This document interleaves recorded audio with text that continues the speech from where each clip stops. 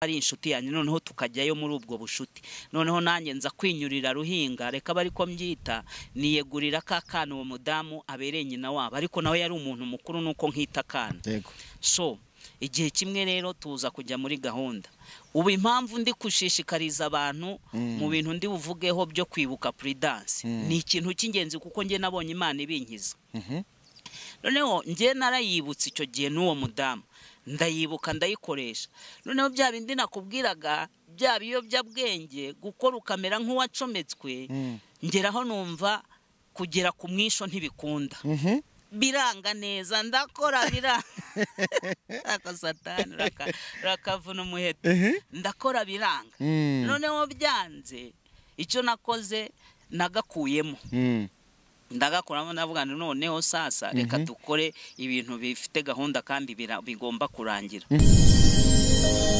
genda samuratsinze icyo ngukundiye urumuntu mugabo ugendo rwiza kandi rugendo reka ngushimire nanagusuhuze we wahisemo gukurikira ibiganiro by'urugendo online TV ukomeze kugubwa neza Imana iguha umugisha cyane abantu bari mu Rwanda abantu bari hanze y'u Rwanda mu bihugu bigiye bitandukanye abamaze kwinjira mu muryango w'urugendo online TV ndabashimiye cyane mugubwe neza iki kiganiro kandi iyo turi mu rugendo buri gihe ndakubwira ngo tuba turi kumwe n'abantu bakomeye cyane badufasha muri uru rugendo harimo Sana Juice ndetse na Didos nimba uri umubyeyi nyarukira kuri boutique ku iduka cyangwa kuri supermarket ugure ji ya Didos cyangwa se ji na Didos bijyane ubishyira umwana wawe kugira ngo bimufashe neza cyane dukomeje urugendo rwacu uyu munsi nongeye kugaruka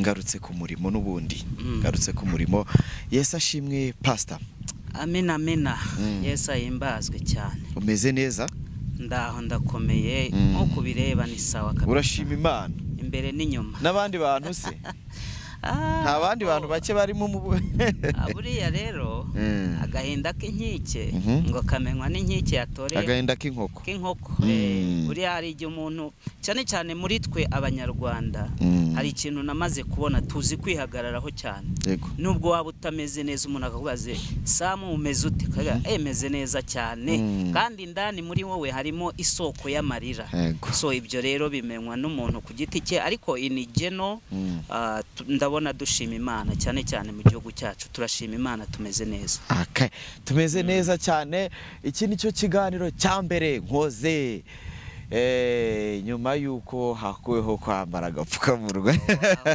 ibintu byananiye kubyakira njye ndi kuba ndi kugenda ahantu nkikanga ndi kwikanga ndi kuvuga ngo niki nibagiwe niki kintu ndafite ntago byoroshye ariko nanone turashima Imana ibintu bimeze neza cyane turashima n'ubuyobozi bwacu bwiza bwakabijije ingamba kugira ngo ibintu bigende byoroha bigeraho bigeze ubu ngubu uyu munsi rero Pastor Peter twakiriye ni muntu ki ibwira abantu umuntu kubonye bwa mbere hano abashe kugusobanukirwa ninde noneho uhita unatubwira urugendo rwawe rwaho wavukiye reka mbashimire mwese abadukurikiranye ku rugendo online TV Pastor Peter ni umwana uvuka mu bana 7 mu bana 9 akaba umwana wa 7 akaba akomoka mu karere gaturukamo ibyamamare byinshi ako karere niba uri bukamenye akarere gakomokamo ibyamamare byinshi wenda reka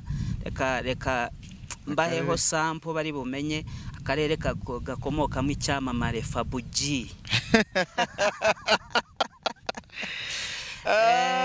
akarere ka Nyamasheke urase hafi ibyamamare byinshi ibyamamare turiyo ko tuhavuye se hari habi ibyamamare byinshi Nyamasheke none se hera kuri nge ubu ndi icyamamare ariko kubera Yesu ariko na mbere na Yesu atarangira icyamamare nari mfite uburyo namamayemo ibyo ndabiza abantu benshi ndabiza abantu bakurikira urugendo online TV uzabibona muri comment bavuga ngo ngo ni wowe ikindi cyamamare kindi icyamamare Fabrice aho tugeze ku cyamamare Fab turatwika urabyumva ikindi cyamamare ndi buvugeho wenda ntari bunavugeho cyane uko byasa kose icyamamare kiri kuvugwa muri iyi minsi nubwo amakuru amuvugwaho atari meza cyane bya Kigabo ariko icyamamare bampora iki kiva mu karere ka Nyamasheke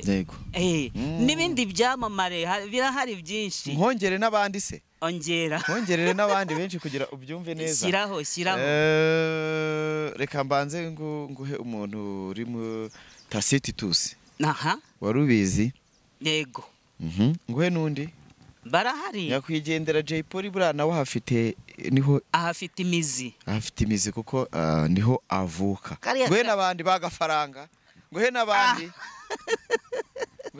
benshi barahari benshi kari akarere karancana ni abantu bari Nyamasheke turabasuhuje cyane bagubwe neza ni kwivuko by'umwihariko noneho n'ikintu gikomeye cyane ni akarere nanjye mvukamo ndakubwiza ukuri hari ibintu birenze ibyo ngibyo byiza cyane abanyarwanda bose bari mu bice bitandukanye abantu babasha kumva no kuvuga ikinyarwanda reka tubasuhuze cyane niho wavukiye reka turebe noneho mbere yuko tukubona ngubu uri pasiteri uri umuvugabutumwa reka turebe mbere warinde mbere yuko wakira Yesu nk'umwami n'umukiza warinde Yesu yagufasha urinde uriya rero reka mbivuge nka Pawulo yaravuze ngo nari mubi cyane nari ndushijeho no kurenganya itorero so nge rero na uburyo nari mubimo cyane nari umusitari mu by'isi ariko nanone wenda kuyoba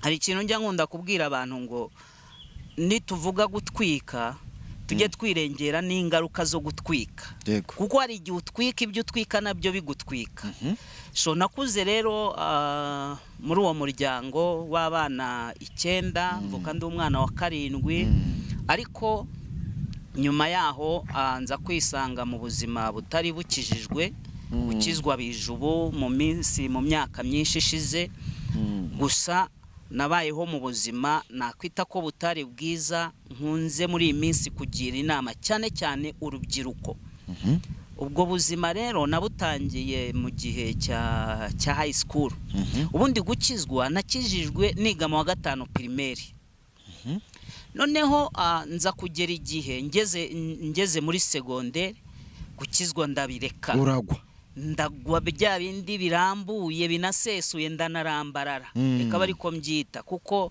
nari umusitari icyo ni icyambere cyatumye ngwa nakinaga imikino 4 nkina volleyball nkina football nkina handball na basket wigaga he nigaga muri ya Venhendezi ya Venhendezi ubwo abantu twiganye muri icyo gihe ndabasuhuje hari mu buhe mwaka hari mu mwaka w'2001 gwera 2001 nibwo nahize so rero mba umusitari cyane muri icyo gihe ntangira kumvamo ibintu byo kutajya mu bintu bya kirokore n'uwo mwanya pe nta wabonekaga kuko twabaga dufite imikino myinshi buri weekend twabaga twasohotse buri weekend twabaga twasohotse ntangira kugenda numva kubona umwanya wo kujya kurepeta wo kujya muri korari wo kujya gusenga nkabona uwo mwanya ntuhari aho rero sasa niho natangiriye n'ibihe nakita ko byari binkomereye byo kunywa ibiyobyabwenge birimo n'urumogi kwiga mu wa 5 icyo gihe urumva mu wa 5 hari muri primaire ndarangiza njya muri secondaire mu mwaka wa mbere mu mwaka wa kabiri mu mwaka wa kabiri urangira nibwo natangiye kunywa ibiyobyabwenge ariko mbinywa mu rwego rwo kuvuga ngo bimfashe mu kwiga kuko nari umuhanga mu kwiga ariko ntabona umwanya wo gukora etide noneho igihe kiza kugera abana bamwe barambwira bati rero urumogi buriya rurafasha mu bwenge tugiye uyurunywa rwagusaidiya noneho mbitekereza ndavuga ubwo ntabona umwanya reka koko nkora iki ntangire kurukoresha ntangira kujya ndunywa gutyo buhoro buhoro ku ishuri n'abandi bana naba ntashye hakagira abandi bana turusangira ariko ikintu cyatumye nza kugeraho wenda ndibuze kubigarukaho nza gutuma ndureka cyari ikintu kimwe iyo narunywaga nkiga nabanzaga kwiga nubwo nabaga nsinzira nkumva ndananiwe nkigamo dukeya narangiza nkarunywa ibyo nabaga nize byose numvaga mu mutwe bigenda bigaruka noneho rwamara kunshiramo nabyo bikaba bishizemo mbaho muri ubwo buzima kumara umwaka n'igice ariko nkanga kuva kwizima nkavuga nti wenda sindabimenyera ubwo mbyiga nkumva birimo wenda bizajya bigumamo nkabona ntibivamo noneho kandi ikindi cya kabiri naba maze nko kunywa urwo rumogi ngatangira kumva sasa nshatse ikintu cyitwa imibonano mpuzabitsina nkumva nkeneye umugore kandi wibuke ndacyari muto ndacyari umwana urumva mu wa kabiri segonderi kameme no mu wa gatatu umuntu aba akiri muto hakatangira kuzamo izo za gahunda rero z'imibonano mpuzabitsina rimwe na rimwe umuntu agashobora kubyihanganira ubundi ntashobore kubyihanganira bikaba ngombwa ko hari aho ubikora ubundi ukifata mbese ubuzima bubwo ngubwo niyo mpamvu mvuga ngo kera mbere uko nkizwa nari mubi no kurenza abandi buriya uzabyumva babivuga umuntu wanyweye urumogi yageze kuri iriya gahunda iyo hariya hantu ntavuze abameze nk'umuntu bacometse ku mashini ndakurahiye kagira inkuru none se utikagira inkuru utajya kuri umwuga kizwa oya njye nta kibazo mfite ibyo bintu rero ni iki kintu urumogi rwagukoresheje urumogi rero urumva ikintu rwankoreshaga cyane nubwo narwifashishaga ngo mbone imbaraga muri ya mikino yanjye nakinaga ariko rwanteje cyane izo gahunda nyine zo kumva ko mbese narararutse mu bintu bijyanye no gukora imibonano mpuzabitsina byanteje umubiri kumva ko nkwiriye kugendera muri izo nzira kandi izo nzira zari mbi cyane zari mbi kuko zarimo n'urupfu ariko ni bya bindi nakubwiye ngo iyo dutwika rimwe na rimwe tujye dukurikira tumenye n'ingaruka ziva mu gutwika icyo gihe twabaga turi abasitari umukobwa wese ushatse ushobora kumubona ngira ngo n'ubu niko bimeze abasitari uzarebe ingorane bahura nazo cyane ni igitsina gore bahura n'izo ntambara bakabyirengagiza bakabirwanya urugamba rukaba urugamba buriya se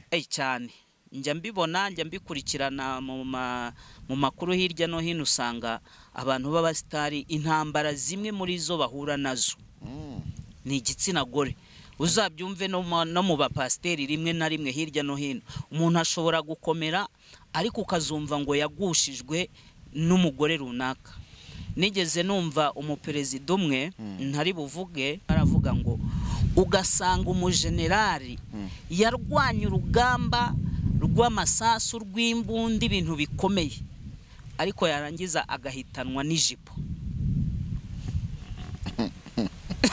icyo gihe yari afite urugamba abajenerali be benshi bapfuye ariko indwara zibishe bavugaga ko kenshi ari sida noneho biramubabaza aza kuvuga iyo disikuru avuga ati ni gute umuntu arwana urugamba rw'ibikombura ariko ijipo ikamunanira kuyitsinda so nta kindi rero ni bene ubwo buryo iyo umuntu yamaze kwiyumvamo ko ari umusitari iyo umuntu yamaze kwiyumvamo ko ari hejuru iyo umuntu yamaze kwiyumvamo ko isi yose imurangariye atangira kugira iyo kamere muri we yo kumva ko icyo ashatse cyose yakihereza ariko ntatekereze ku ngaruka ziri inyuma yabyo so urumogi rero rwankoresheje ibyo bintu cyane cyane wigeze ujya mu busambanyi narindi n'ubundi kukubaza ku bijyanye n'ibiyobyabwenge ukambwira ati hari mu buryo nabinyweye nshaka ko bimfasha mu buryo bwo kwiga nubwo n'ubundi byo nabishakiragamo byose bitabaye uranambwira ngo umuntu wabinyoye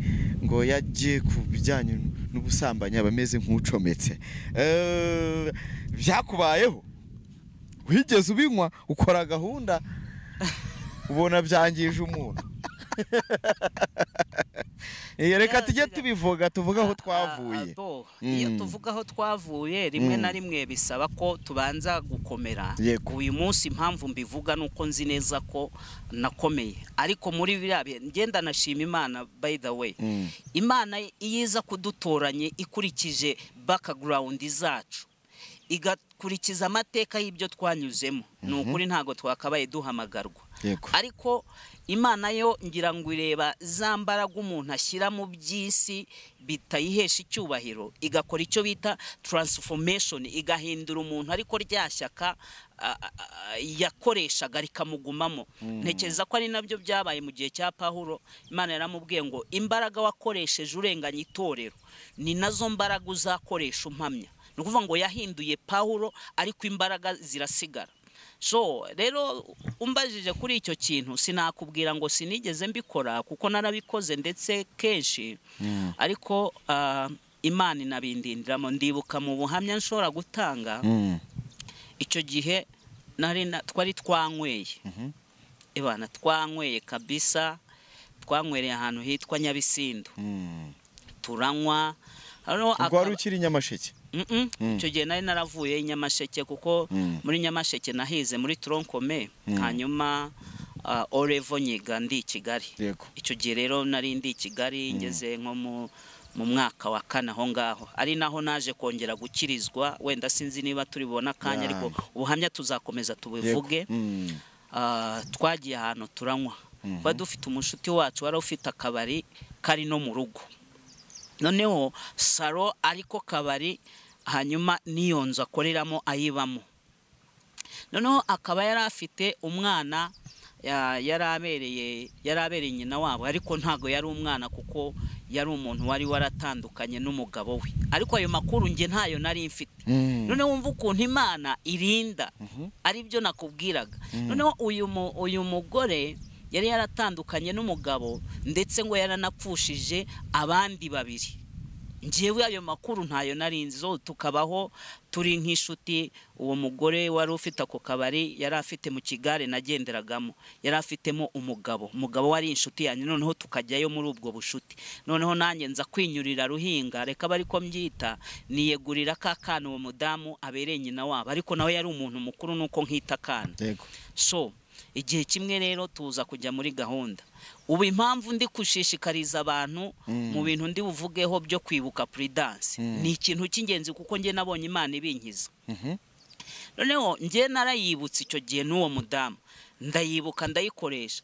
Noneho bya bindi nakubwiraga, bya biyobyabwenge, gukora ukamera nk'uwacometswe, ngeraho numva kugera ku mwisho ntibikunda. Biranga neza, ndakora biranga. Aka Satani rakavuna umuheto, ndakora biranga. Noneho byanze, icyo nakoze nagakuyemo, ndagakuramo, ndavuga noneho sasa reka dukore ibintu bifite gahunda kandi bigomba kurangira. Ndakora shwida, biranga neza. Mwaramugara arambwira ati rwose rekera, nka mwana buretse gato, ndaje ngereyo. So bigeraho rero arahohera neza, araraba, aravuga ati rwose abantu bari aho ngaho bumva induru zavuze. We nta kintu witayeho? Ntacyo nitayeho. Urumva ndakoreshwa n'ibiyobyabwenge, sindi kuri iyo si y'abazima, no kugaruka singaruka. So biza kurangira ngeze ku mwisho, ariko umwana w'abandi yahahuriye n'ibibazo. None humva ikintu cyaje kuntera ubwoba rero. Nyuma yaho amakuru naje kumva, numvishe ko uwo muntu twari kumwe, abagabo be 2 bapfuye bishwe na sida. Murabyumva? Bishwe na sida. Wa gatatu we baratandukana. Ubwo rumva nari ngiye kuba umupfu wa gatatu sasa. Nageze aho agakingirizo ngakuramo ngo ngere ku mwisho, nabyo biranga nkoreraho. Ubwo nakoreyaho. Imana irandinda, namaze umwaka wose Sam. Mfite ubwoba, maze kumva ayo makuru, namaze umwaka wose mfite ubwoba, nzi ngo byararangiye nanjye ndi umupfu mu bandi. Ntashobora kujya kwipimisha kuko numvaga ko ninjya kwipimisha noneho ndahita mpfa. Bavuga ni narapfuye, reka ntegereze umunsi wo kunshyingura. So ibyo bintu mbimarana umwaka wose ntatekereza ko ndi muzima. Nyuma yaho umwaka umaze gushira ndavuga nti rero ubu nabwo n'ububwa, reka njye kwipimisha ninsanga narananduye menye uko ntangira imiti ubuzima bukomeze. Cyakoze kubw'amahirwe y'Imana ngiye kwipimisha nsanga ndi muzima.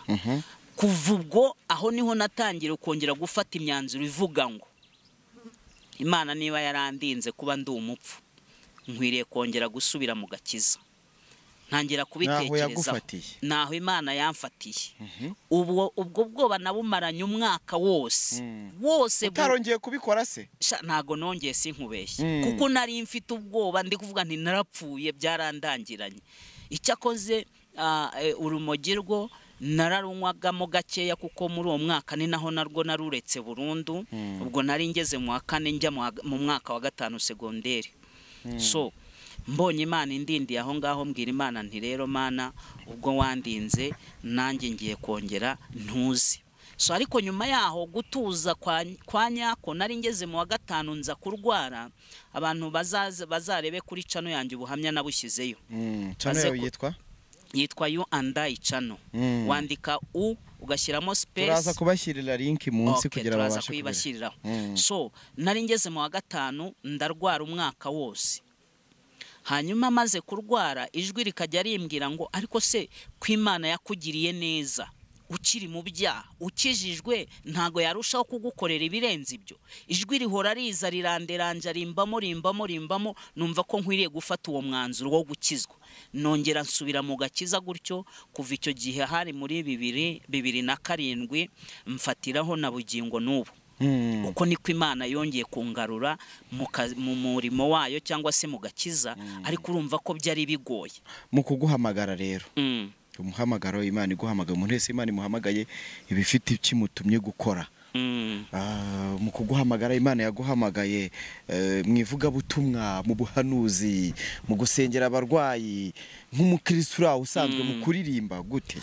Imana yampamagaye mu buryo bw'ivuga butumwa, ariko impano yo gusengera abarwayi bagakira, cyane cyane muri kariya nakita iya deliverance, muri yo department yo kubohora abafite ibibazo, indwara z'abadayimoni, karande, abafite imyuka mibi yo mu miryango. Kwa kundi igenda ikurikirana abantu, turakora ntibigende, dufite uburyo tudateramo imbere, ngiye nananiwe gushaka ibintu nk'ibyo, ibintu bijyanye na za karande.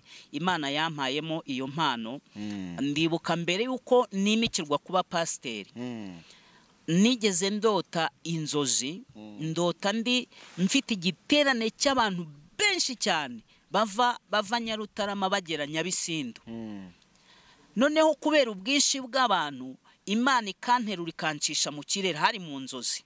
Ikancisha mu kirere, nkagenda mvugira mu kirere, nkava Nyarutarama nkaza nkagera Nyabisindu, nkongera nkagaruka, hose ari abantu bakira indwara babohoka. Imana irangije irambwira ngo ukubonye ngukoresheje muri ubwo buryo, nguko niko ngiye kugukoresha. So uko niko Imana yampaye iyo mpano yo gusengera abarwayi. Ariko nari nararwaye, nge nararwaye, ngera hahandi mvuga ngo kubaho, amini gupfa bindutira kubaho. Imana irangije ngira ngo ibona ko namaze ku-experiencinga ububabare bw'indwara, ihita ko ifata iyo mpano yo gukiza indwara iyishyira muri nge. Imera nk'uko umugabo witwa Mose, abantu benshi bamuzi muri Bibiliya. Mose mu buzima bwe yabayeho ari umuntu wavutse mu gihe abana b'imfura n'abahungu bicwaga muri icyo gihe. Ngo nyina arangije aramufata amushyira ku mazi, amubohera agatebo, amushyiramo, amurambika ku mazi. Yari arambiwe guhora amuhishahisha ngo atamupfira mu ntoki. So Imana imureba kuri cya gihe cyo ku mazi, irangije iravuga uti uyu niwe muntu nkwiriye gukoresha, kandi no mu bintu by'amazi nzamukoresha. Uribuka ko kubera ko Mose yari afite experience ivuye mu bwana bwe yo ku mazi, kubaho ku mazi, yambeho yarayimenyereye, bageze no ku nyanja itukura, Imana yaramufashe iramubwira ati tandukanya aya mazi, yarayafitemo experience. Yego. Bageze no mu butayu abantu b'Isiraheli babuze amazi, Imana iramubwira ati tunga inkono urutare, amazi azi. Ikintu cyitwa amazi na Mose byari ibintu byahanye igihango, niko navuga. Okay. Yeah. Noneho wenda reka turebe, uri mu murimo w'Imana, Imana yaguhamagaye n'izo mpano, ufite ukuntu Imana iri kugukoresha, ugasengana n'abantu mu kwizera ibitangaza bigakoreka cyane rwose. Wenda reka nze kukubaza iki kibazo cyo kuza kugana ku musozo, wenda turibuze no guha abantu nimero bagukeneye, kufite na channel, ni nabyiza ko abakeneye kumenya byinshi cyane bazajyaho bajyaho babirebe. Wambwiye ngo muri no minsi ufite ikintu uri kubwira urubyiruko, ibyo byose tumenyereye ko abakozi b'Imana ntago bigisha gukoresha agakingirizo, ngo bigisha kwirinda icyaha. Wera icyo uri kumva ko wabwira abantu gukoresha agakingirizo? Impamvu ndimo ndabivuga nuko nzi neza ko ibihe turimo abantu benshi ntibacyumva ibyo bakeneye kubwirwa, ahubwo barumva iby'amatwi yabo ashaka ko bumva. Ikindi cya kabiri, itorero dukeneye uyu munsi wa none rishingiye ku rubyiruko. Rishingiye ku rubyiruko. Urubyiruko ni imbaraga z'umuryango, ni imbaraga z'igihugu, ni imbaraga z'itorero, ni imbaraga z'isi muri rusange. Rero twavuze ibintu by'umwuka abantu banga kumva. N'ubundi ikintu cya mbere tuvuga ni ukubwira abantu ngo irinde icyaha, ariko nanone abantu birengagiza ingaruka ziri inyuma y'icyaha. Ndagira ngo mbisobanure gatoya muri ubu buryo. Ibyaha byose imbere y'Imana birangana, ariko twebwe igituma tubona ko bitangana nuko ingaruka duhura nazo kuri iyi si arizo zitwereka uburemere bw'icyaha. Tuvuga urugero, niba ngewe ngiye kwiba bakancuka ukuguru baguciye, nkaza ngasaba Imana imbabazi, Imana irambabarira, ariko kwa kuguru nzasigara mfite kumwe. Ingaruka z'icyaha. Iyo ni ingaruka y'icyaha. Ingaruka ya kabiri rero, tugarutse kuri icyo kintu twavugaga, niba usambanye ushobora kurwara indwara nyinshi zandurira mu mibonano mpuzabitsina. Uri umukobwa ushobora gutwara inda itateganyijwe. Uri umuhungu ushobora gukuramo izo ndwara n'umukobwa akazikuramo. So rero Imana yo urihanika kubabarira, ariko warwaye sida bizakugora ko Imana yikiza kuko wasambanye, bizakugora cyane. Ati iby'umwuka nimba byanze tukaba turi mu mubiri, koresha agakingirizo. Abantu nibirinde. Bibiri iravuga mu mubwiriza ibice 11, ibice 9, ibice 11 umurongo w'9 haravuga ngo ujye ugendera mu nzira zawe uko umutima ukunezeza. Ibyo bintu rero kubikura mu bantu biragoye, ngo uhereze umutima wawe ikiguciye imbere, icy'amaso yawe akwereka cyose, ngo ariko ujye wibuka ko ibyo byose bizatuma Imana igushyira mu rubanza. Nawe mbere y'uko Imana idushyira mu rubanza, hari ubuzima turi kunyuramo kuri iyi si. Nibwo ngemba shaka kurengera. Niba wanacitswe, aka Paulo wavuze ngo kubw'inda zanyu zabananiye mujye munywaho gake. Niba wacitswe ukaba wananiwe kwifata ugasambana, ibuka agakingirizo. Kibuke, ntago kugakoresha si cyo cyaha. Nitunakavugaho abantu bajye babyumva uko bikwiriye kumera. Gukoresha agakingirizo si icyaha, ahubwo icyaha ni ugusambana. Noneho wananiwe kwirinda icyo cyaha, wasambanye, mu rwego rwo kugukiza no gukiza ubugingo bwawe, kugira ngo n'umubiri wawe roho nziza ubundi samu iba mu mubiri muzima. Hagataho umuntu wakore z'imibonano mpuzabitsina ayikoresheje agakingirizo, ku Mana hari icyo bivuze? No, ntacyo bivuze kuko yasambanye. Ku Mana icyaha ni ubusambanyi. Urimo urabyumva? Noneho waba wakoresheje agakingirizo, waba utagakoresheje, wasambanye. Icyo navuze si uko gukoresha agakingirizo bikuraho icyaha. Oya, ahubwo gukoresha agakingirizo birakurinda we gusa ingaruka z'icyaha kuri iyi si. Hanyuma kwikiranura n'Imana yawe muri bwa busambanyi ni wowe uri bumenya aho mwiyungira nayo, kuko turavuze Samu, niba hari ikintu tubwiye urubyiruko turubwiye kwirinda. Ariko impamvu tubivuga nuko natwe izo ngaruka tuzibona mu itorero, tukaba twabigishije twabahuguye. Ejo kabiri ukabona umwana wa Rori wakoraga protocol atwite adafite umugabo, of course yarasambanye. Umunsi yasambanye ntitwabimenye, ariko nibura nimubwira gukoresha agakingirizo umunsi yacitswa akavuga ati nasambanye, yibutsa agakingirizo, izo ngaruka zindi ntizizamugeraho. Hanyuma ibyo gukiranuka n'Imana biri ku ruhande rwe, kuko ukure abantu barakuzi. Yego. Urakoze cyane Pastor Peter, Imana igumugisha. Ni byiza ko nkunze ko abarokore bari kugenda bahindura imyumvire n'izo nyigisho byonyine kuba wumva ko wazitanga, wazibwira abantu kandi uri umupasiteri. Iyo myumvire mbere abantu babizi bari bazi ko itari hari mu itorero, kuko nzi ko no mu muryango nyarwanda uretse ubu umubyeyi wabonanye umwana w'agakingirizo kereka ari umubyeyi ujijutse mu mutwe baraguruka. Kuko igihe turimo ni iki ngiki, ntago turi bwongere kubaho mu myaka ya za 80 cyangwa mu myaka y'igihumbi kimwe 70 turi mu 2022 aho abantu bose bamaze kuba civilize. Uri umubyeyi ntuzaba ugifungirana umwana wawe ngo atagenda. Rimwe nigeze numva abantu bavuga, hari umuryango umwe wafasha abana urabakanira bye, ngo bafata abana babo b'abakobwa babarunda mu nzu, barabagendaho cyane, babereka ko no gusohoka bitemewe. Imodoka ikajya ibakura mu nzu ibajyana ku ishuri.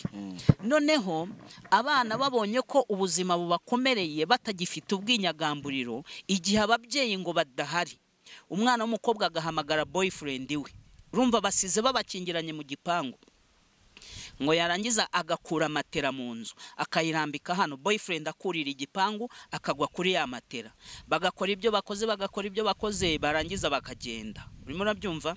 Igihe kiza kugera wa mukobwa aratwita, amaze gutwita isarasara, urambwira umuntu waguteye inda ndakwica. Umwana ati papa, niwe mugabo wenyine uba muri uru rugo. Niba rero ari we mugabo wenyine uba muri uru rugo, iyi nda ni yawe. Njyewe ntaho njya tutari kumwe, ni wowe ntwara ku ishuri, ni wowe nkurayo, ni wowe nzana hano.